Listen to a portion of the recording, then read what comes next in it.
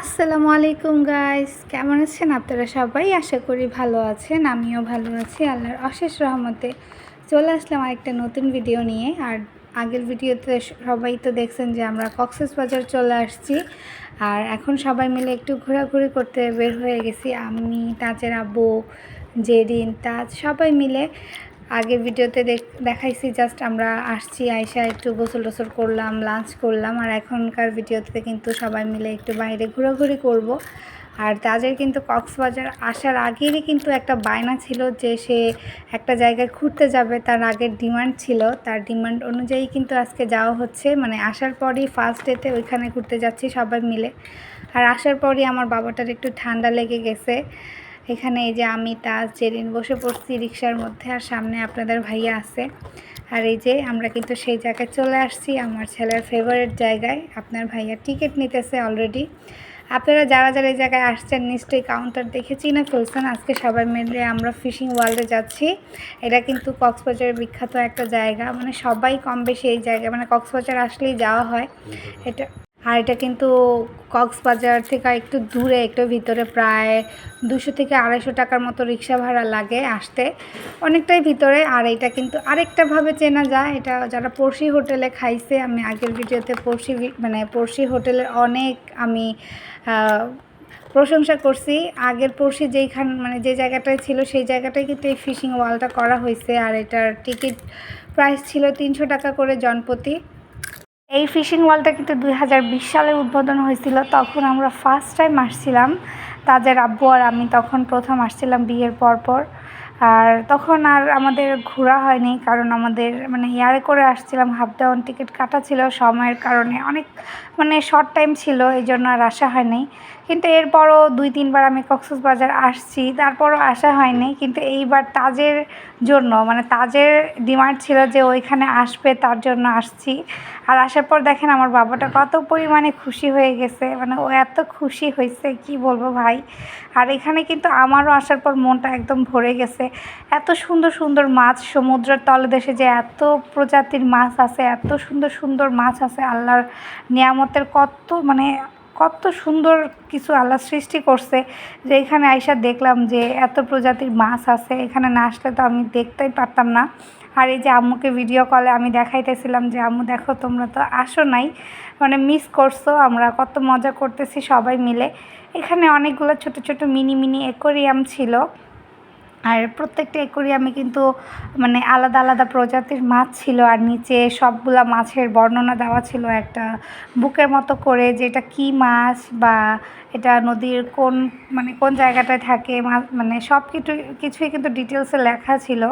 আর এই যে এখানে কিন্তু দেখেন তেলাপিয়া মাছ আছে, সাদা তেলাপিয়া। এটা নাকি আপনাদের ভাইয়া বলতেছে, আমি বলতেছি যে না, এটা মনে হয় পিরানহা মাছ। আপনার ভাইয়া বলতেছে যে না, এটা পিরানহা না, এটা সাদা তেলাপিয়া। তেলাপিয়া কিন্তু অনেক ধরনের হয়, 3-4 ধরনের, লাল তেলাপিয়া, সাদা তেলাপিয়া, তারপর একটা কালো তেলাপিয়াও আছে।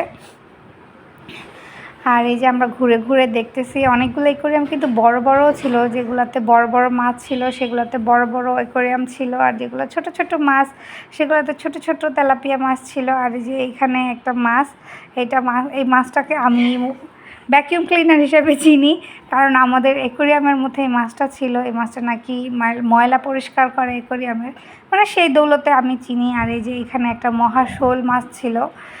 আর মানে অনেকগুলা মাছ কিন্তু আমি নাম জানি, তার জন্য আমি বলতে পারতেছি। আবার অনেকগুলো মাছের কিন্তু আমি নামও জানি না, তার জন্য আর বলতে পারতেছিলাম না।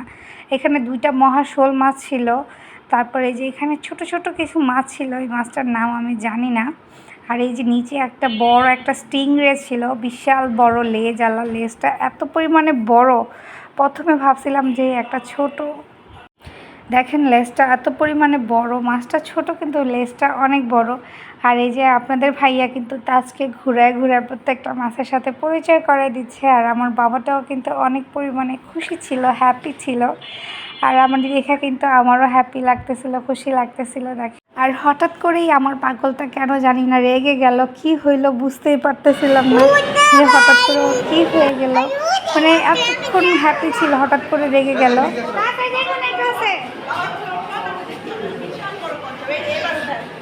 তাজ কচ্ছপ দেখা যাও,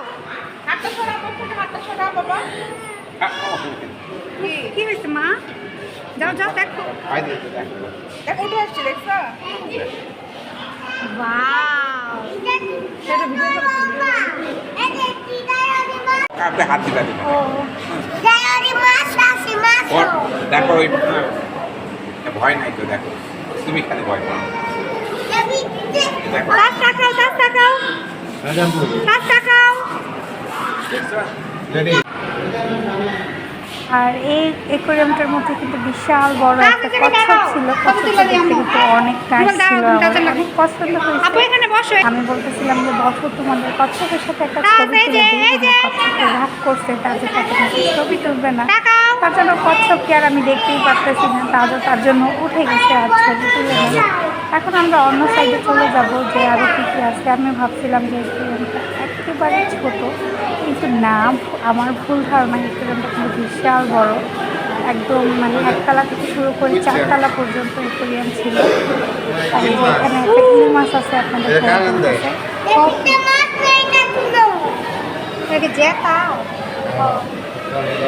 সাপ মাছ।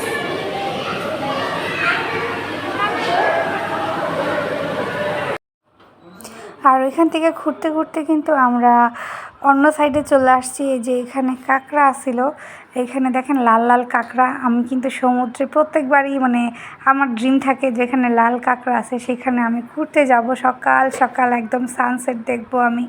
কিন্তু দুঃখের বিষয়, যতবারই কক্সবাজার যাই না কেন আমার 10টার আগে ঘুমই ভাঙে না, আমি আর দেখতে পারি না। আর যে এই সাইডে ঘুরতে ঘুরতে প্রথমে ভাবছিলাম যে অ্যাকোয়ারিয়ামটা শেষ হয়ে গেছে, পরে দেখি যে না, এই সাইডটাতে আরও বেশি পরিমাণে সুন্দর বিশাল বড় একটা হাঙর মাছ হা করে আছে। তাজকে নিয়ে দুষ্ট করতেছিলাম আমরা। আমি বলতেছি দাঁড়াও, তোমাদের হাঙর মাছে খায় ফেলতেছে, আর তার জন্য একটা ছবি তুলে দেই। মানে আমার ছেলেটা এমন ভাই, কিছুতেই ছবি তো তুলবেই না, মানে ও তুলবে না, কাউকেই তুলতে দিবে না। যেদিন ছবি তুলবে যেদিনকেও তুলতে দিতেছিল না, কি একটা অবস্থা। মানে আমি তুলবো, আমাকেও তুলতে দিতেছে না, যে আমি তাহলে তুলি। ও আমাকে বারবার পিছন থেকে ডাকতেছিল। আর এই যে অ্যাকোয়ারিয়ামটা কিন্তু অনেক সুন্দর, দেখেন এত পরিমাণে নাইস যে বলার বাইরে, মনে হইতেছিল যে আমি বাইরের কান্ট্রিতে চলে আসছি একদম। অ্যাকোয়ারিয়ামটা অনেক সুন্দর, সব অ্যাকোয়ারিয়াম থেকে একদম উপর দিয়া শুরু করে সিলিং টিলিং দিয়া। আর এখানে কিন্তু একটা বিশাল বড় একটা হাঙর মাছ ছিল। এর আগে আমরা হাঙর মাছ দেখিনি, ওই যে দেখা গেছে হাঙর মাছটা। আমার তাজ বাবা সবসময় মানে যাওয়ার আগে বলতেছে যে আমি হাঙর মাছ দেখতে যাব, আমি সমুদ্রে হাঙর মাছ ধরতে যাব। তার জন্য ওকে হাঙর মাছ দেখাইতে নিয়ে এসে পড়ছি। আমি ভাবছি যে এই অ্যাকোয়ারিয়ামে মনে হয় হাঙর টাঙর মাছ নাই, কিন্তু দেখলাম যে হ্যাঁ আছে, একটা হাঙর মাছ আছে। এটা বিশাল বড় একটা অ্যাকোয়ারিয়াম ছিল, আর এই অ্যাকোয়ারিয়ামের মধ্যে কিন্তু একটা হাঙর মাছ ছিল বিশাল বড়। আর এই সাইডে একটা কচ্ছপ ছিল। আগের অ্যাকোয়ারিয়ামে একটা কচ্ছপ দেখাইছিলাম, আর এই অ্যাকোয়ারিয়ামের একটা কচ্ছপ ছিল। দেখেন এই অ্যাকোয়ারিয়ামটা বিশাল বড়, একদম এক মাথায় দাঁড়াইলে আরেক মাথায় শেষ করা যায় না। আর হাঙর মাছটা কিন্তু আমাদের সাথে সাথে হাঁটতেছিল, ভাই দেখেন, একবার আমাদের সাথে সাথে হাঁটতেছিল, একবার মাথার উপর দিয়ে হাঁটতেছিল। ওই যে একটা কচ্ছপ দেখা গেতেছে, কচ্ছপটা শুয়ে শুয়ে রেস্ট নিতেছিল। আর এই যে এখানে একটা ঝর্ণা ছিল, কৃত্রিম ঝর্ণা, আর এটা দিয়ে কিন্তু সিঁড়ি দিয়ে উপরে যেতে হয়। এখানে কিন্তু কাঁকড়ার সাইজ ছিল, বিশেষ করে অনেক প্রজাতির কাঁকড়া ছিল। যে দেখেন বড় বড় কাঁকড়া ছিল, এখানে অনেক ধরনের কাঁকড়া ছিল।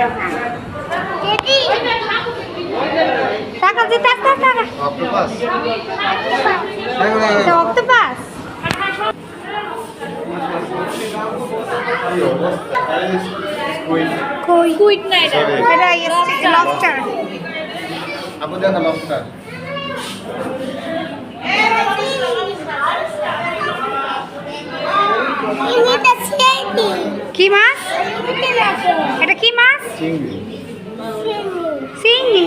ওই যে হাতটা আছে দেখছো?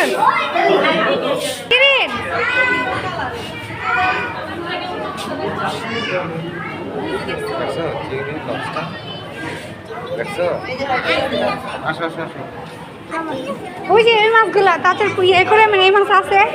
আর এই যে এখানে কিন্তু ছোট ছোট মাছ দিয়ে কিন্তু মাসাজ হচ্ছে, ফেসিয়াল হচ্ছে। আমাদের ঢাকাতে অনেক অনেক রেস্টুরেন্ট আছে এরকম, মানে নিচে মাছ ছাইরা রাখে, মাছের মধ্যে টুকু টুকু করে কামড় দিয়ে দিয়ে খায়। আর এখানেও কিন্তু এই মাসাজটা আছে, এক কামলা মাছের মধ্যে কিন্তু আপনার পাগুলা চুবায় রাখবেন, সুন্দর করে মাছ একদম পায়ের ময়লা টয়লা সব পরিষ্কার করে দিবে। আর ওইখান থেকে ঘুরতে ঘুরতে কিন্তু এই যে দেখেন এখানে অনেক সুন্দর সুন্দর জেলিফিশ আছে। চল আঙ্কু ডাক দিয়ে দিব আবার। এখন আমরা 3D মুভি দেখবো, তার জন্য দাঁড়ায় আছি এই যে এখানে টিকিট হাতে নিয়ে সিরিয়ালে দাঁড়াইছি। কয়টা মাছ ধরবো আজকে?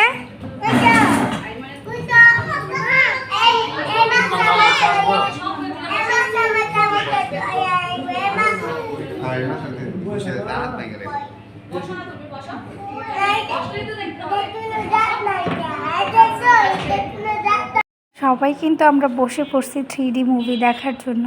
আর 3D মুভির টিকিট কিন্তু জনপ্রতি 100 টাকা করে নিছিল। আমরা সবাই আসছিলাম দেখার জন্য।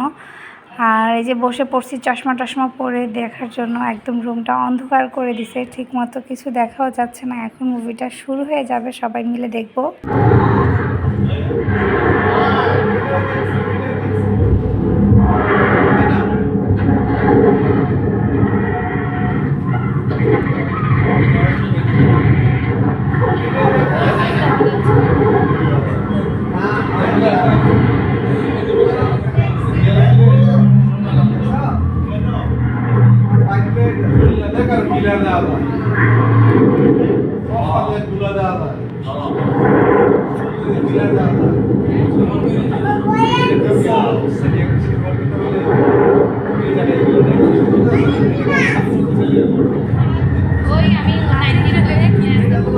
টিকিট কাটার আগে ভাবছিলাম যে কি না কি 3D মুভি হবে, ভয়ানক হবে, পানির তলদেশে নিয়ে যাবে বলতেছিল।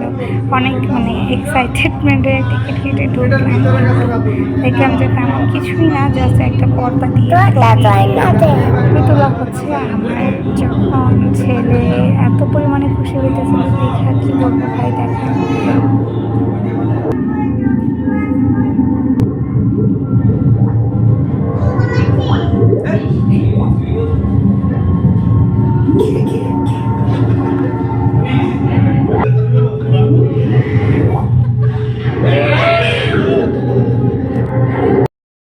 আর এই যে 3D মুভি শেষ করে কিন্তু আমরা 4 তলায় চলে আসছি। 4 তলায় কিন্তু বেবিদের জন্য একটা প্লে জোন ছিল।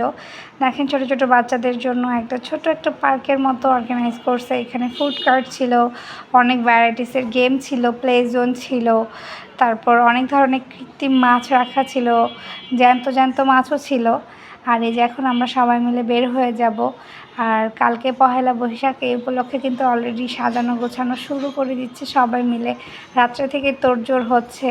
আর এই যে আমরা কিন্তু ফিশিং ওয়াল থেকে বের হয়ে গেছি। আমরা রিজার্ভ একটা অটো নিয়ে গেছিলাম, যেই অটো মামাকে দিয়ে আমরা প্রথমে গেছিলাম, সেই মামাটা বসেছিল। আর সেই মামার সাথেই কিন্তু আমরা চলে আসছি। আর এই যে আমরা কিন্তু অলরেডি ডলফিন মোড় চলে আসছি। এখন সবাই মিলে একটু কলাতলি বিচে যাব, ওইখানে একটু বিচের বাতাস খাবো। কারণ আসার পর কিন্তু একবারও আমরা বিচে যাই নাই।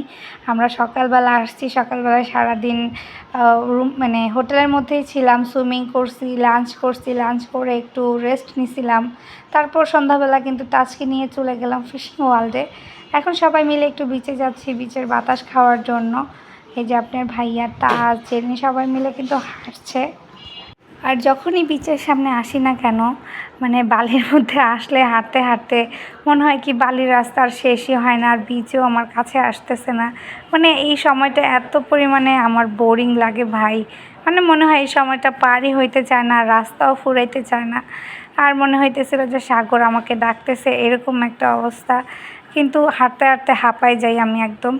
অবশেষে কিন্তু আমরা বিচে চলে আসছি হাঁটতে হাঁটতে। মানে অনেক কষ্ট হয় আমার, মানে কক্সবাজারে এই একটা জিনিসই আমার বাজে লাগে একদম, বিচের মধ্যে আইসা এই বালির মধ্যে হাইটা মানে সমুদ্রের কাছে যাইতে। আর এই যে আপনার ভাই আর তাস কিন্তু টুকুর টুকুর করে একসাথে হাঁটতেছিল।